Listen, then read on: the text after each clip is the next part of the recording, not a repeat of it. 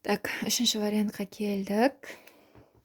Үшінші варианты не айтады екен? Көрейік.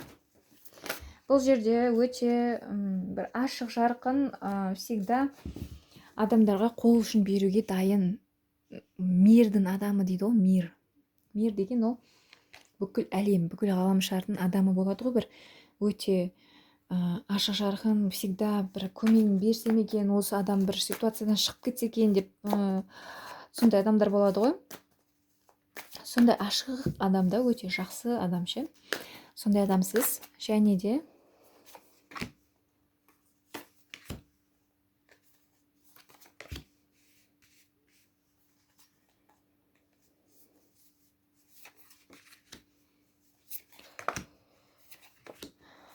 бір ситуация болуы мүмкін.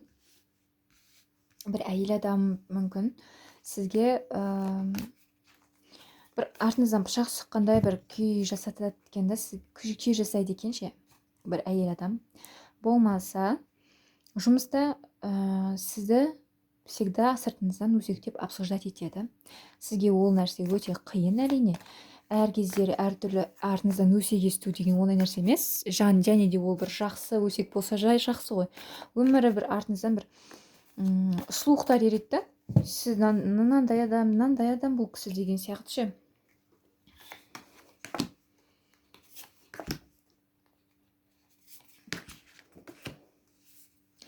Және де бір ситуацияның завершениясы болып жатыр екен.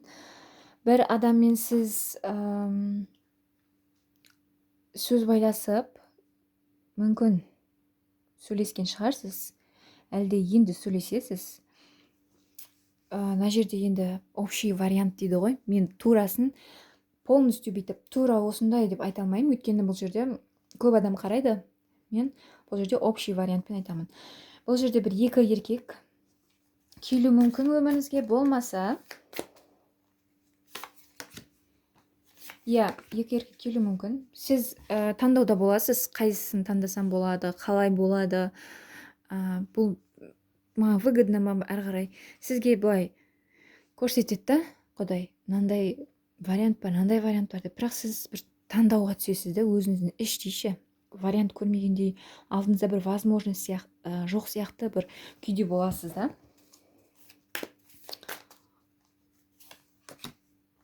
Дәл қазіргі уақытта сіз бір бұрынғымен өмір сүріп жатыр екенсіз. Бұрын сіз дәл қазір ойлауға кетіпсіз. Мен алда не күтіп тұр, не істесем болады деп бір план құруға, бір өзіңізбен өзіңіз қалуға бір іштей жабылыпсыз да адамдардан ше, негізінде. Және де ол бұрынғы воспоминаниялар болады ғой. Бұрындары жақсы еді, бұрындары мына адаммен араласқан едім, ол адаммен маған мынандай эмоция сыйлап еді деп бір ойлайсың ғой кейде. Вот сондай ойда жүр екенсіз. Ол адам жайдан жай сіздің өміріңізге келмеген, әрине. Ол адам сізге бір урок берген, сіз ол кісіге бір урок бергенсіз. Бұл өмірде адамдар жайдан жай келмейді дейді, бір-бірінің өміріне. Бір не сізге бір урок береді, не сіз біреуге урок бересіз да. Урок деген сабақ деген ғой енді. Вот сол үшін де бұл адамды сіз бірден ұмыта алмайсыз. Сіздің өміріңізде бір үлкен орын алған адам бұл ше. Сондықтан да жайдан жай бұл адам сіздің өміріңізге келген жоқ. Сіз ол урокты алып алға қарай жылжуыңыз керек. Сіз бір жерде тұрып қалмауыңыз керек. Дәл қазір уақытта сіз бір жерде тұрып қалдыңыз.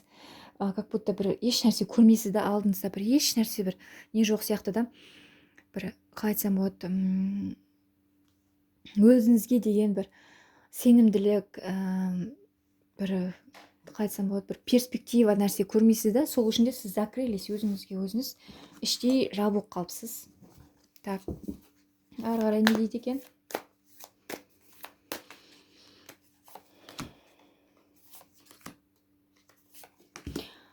Ол адамның ойы сізге, сізге кезінде ол адам бір күшті, өзін күшті көрсеткен шығар мүмкін. Барлығын қолынан келетін сияқты, сондай көрінетін да ол сізге. Бірақ на самом деле енді ол кісі менің қолымнан барлығы келеді, мен алға қарай жылжимын деп, бұл жерде ешқандай ол кісіде уже сезімге қалмаған десе де болады. Өзінің позициясында отыр. Мен алға қарай жылжимын, менің қолымнан бәрі келеді. Менде барлығы бар деген сияқты да.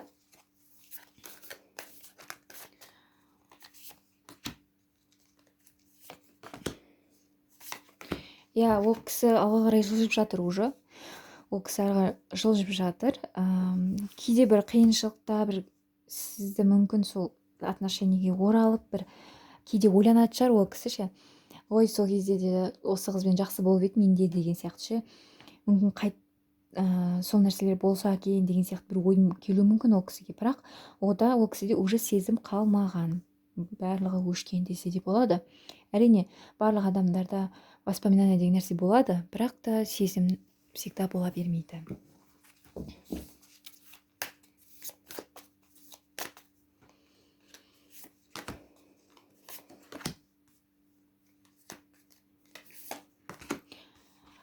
Алдыңызға бір жігіттер келеді ғой енді, сізге сөз айтатын жігіттер де табылады, қарайтын жігіттер де табылады, бірақ та сізде уже іште сенімділік жоқ ол адамдарға, еркек адамдарға деген сенімділік ондай қатты жоқ.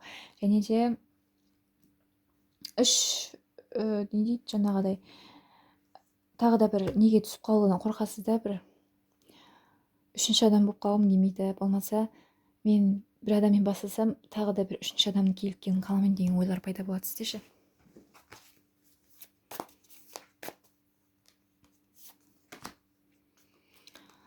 Алға қарай бұл ситуациядан иә сіздің жүрегіңізді қатты жаралаған кезінде осы адам сізді жүрегіңізді қатты жаралаған, сізге конкретика бермеген, сізді қиналған әбден, сіз шыдағансыз ұзақ уақытқа дейін, бірақ та сіз өзіңізді қолға алып кетіп қалғансыз бұл отношениеден. Және де иә өзіңізді қалыпқа келтіремін мен енді. Ол кісіге уже түсіндіңіз да, сіз ешнәрсе шықпайтын бұл отношениеден. Сондықтан да бір сізде өзіңізде бір осознание деген болады ғой адамдарда кейде. Иә, болды бұл отношение уже изжила из себя все дейді ғой. Болды все дейді ғой кейде. Вот сондай состояниеде болыпты сізде. Бірақ сіз өте күшті адамсыз. Мән бермеңіз ондай адамдарға. Иә, адамдар келеді, кетеді, бірақ сіз әрқашанда мықты болуға лайықтысыз. Жаңағыдай мықты болып осы өмірде керек нәрсеңізді алуға лайықтысыз деп айтқым келеді. Сондықтан да вперед и вперед, уақытша нәрселер барлығы. Так, үшінші вариант рахмет. Төртінші вариантқа бізге кім келді? Королева кубков келіпті. Королева кубков. Не дейді екен бізге? Бұл жердегі бізді төртінші вариант таңдаған қыз өте эмоцияға жақын, барлық нәрсені эмоциямен шешетін қыздардың біреуі. Және де уже өзінің осы өмірде орнын тапқан қыздардың бірі. Иә, мен бұл жерде қыздарға ашып жатырмын.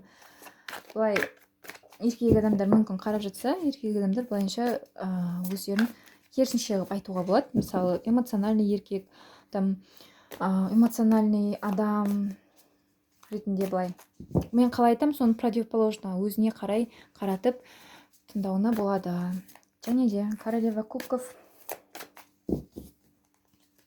Бұл жерде не болып жатыр? Ох ты. Жаман емес. Сіздің өміріңізде орын алған бір жігіт бар екен. Ол жігіт енді өте ақылды, барлық нәрсені сараптап, барлығын оймен шешіп, серьезный дейді ғой, сондай жігіттердің бірі екен. Және де алдына цель қояма, соған обязательно жететін адамдардың бірі. Және де бұл отношение уже в прошлом. Бұрынғы отношение бұл. Өткені воспоминание бар екен. Сол кездері маған жақсы болып еді ғой, сол уақыттарда бізде бәрі жақсы болып еді ғой деген сияқты. Кешірім өтінемін, шамалы заговорилась. Так. Енді дәл қазір уақытта сіз ол кісіге звезда. Я. Осы кісіге сіз звезда болып тұрсыз да, қол жетпейтін, уже суық, менен алыстап кеткен қыз, мен оған енді қалай талпынсам да жете алмайтын сияқтымын деген ойлар келеді ол еркек адамға. және де ол еркек адам сізді өте не көреді, прям сильная женщина ретінде көреді сізді. Өйткені сізде огромная энергия бар да ішіңізде. Ол энергияны сіз көп адамдар байқамауы да мүмкін, бірақ ол сізде бар. Оны еркек адамдар негізі сезеді ғой әйел адамдардан. Бізді энергия арқылы таңдайды ғой еркек адамдар. Бірден түрімізге қарап, киімімізге қарап таңдамайды. Және де сіздерде үшінші адам болуы мүмкін отношениеде. Және де бұл өте зависимый отношение десе де болады, болезненный дейді ғой. Бұл отношениеде как будто бір құрсауда тұрған сияқты сезінесің да өзіңді, бірақ та екі жаққа кетсеңдер де қиналасыңдар, бірге болсаңдар да қиналасыңдар да. Вот. Бұл сондай отношение.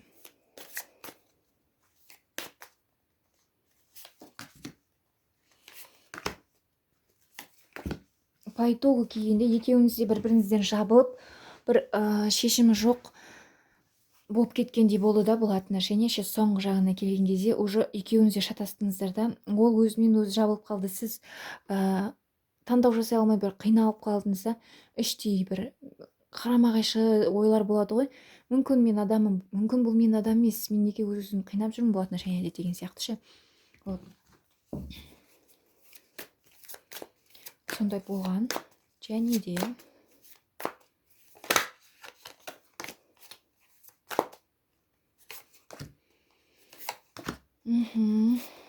болашақта бұл адам қайтып келуі мүмкін сізге. Және де сізге қайттан шанс сұрап, сіздің сыртыңыздан бақылап жүріп, мүмкін сізді соцсетеден сыртыңыздан бақылайтын шығар, история қарап деген сияқты, сізді қандай әдемі, осындай қыздан қалай айырылып қалдым деп қайттан мүмкін сондай нелер болуы мүмкін. Бұл қызды мен біреуге бере алмаймын деген сияқты ойларда болуы мүмкін. Бұл отношениеден екеуіңіз екі жаққа тез-тез кетіп, басқа отношение бастап, күшті болып кетеді, екеуіңіз кетесіздер деп айта алмаймын. Өйткені бұл жерде прям байқалып тұр да, то, что екеуіңіз аранызда бір күшті бір сезім болғанын, страсть дейді ғой, бір ұмытылмастай бір сезімдер болғаны байқалып тұр да. Сондықтан да мен сіздерді екі жаққа кетіп, бірден бір нәрсе бастап кетесіздер деп айта алмаймын.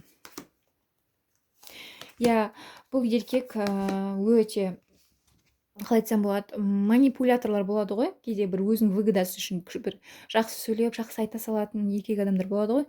Вот сондай еркек адамға жатады да. Және де бұл отношениеде екеуіңіз доғарған кезде, как будто оған бір, сізге де оғанда андай болды да. Екеуіңіз общий шешімге келіп, екі жаққа кетейік деп шешкен өзінде де анадай болды да. Как будто бір аяқ астынан болған сияқты да бұл айырылысу ше. Екеуіңізге де оңай болмады. Ол нәрседен шығу да оңай болмады. Және де сіз өте әдемі көрікті адамсыз. Сіз өзіңіздің ценностіңізді, өзіңіздің не дейді жаңағыдай, неңізді білесіз да, бағаңызды білесіз да. Сол үшін де сіз на меньше сіз не алмайсыз. Бірақ өте қиын болыпты. Прям өте қатты қиналған екенсіздер екеуіңізде. Бір ғана адам қиналды деп айта алмаймын бұл отношениеде. Бұл отношение жайдан жай кезікпегенсіздер. Кездесу керек болғансыздар бұл өмірде. Негізі бұл өмірімізде біз жайдан жай бір адаммен кездесіп, бір адаммен сөйлесіп, там бір нәрсе құрмаймыз ғой. Бұл өмірде еш нәрсе не случайно. Жайдан жай бұл болмайды бұл өмірде.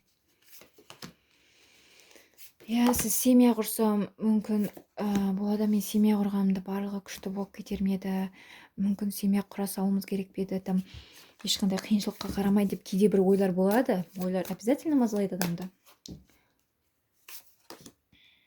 Бірақ ол нәрселер ақталмады да, ол нәрселер болмады сіздің өміріңізде. Және де барлығы по справедливости. Бәр нәрсе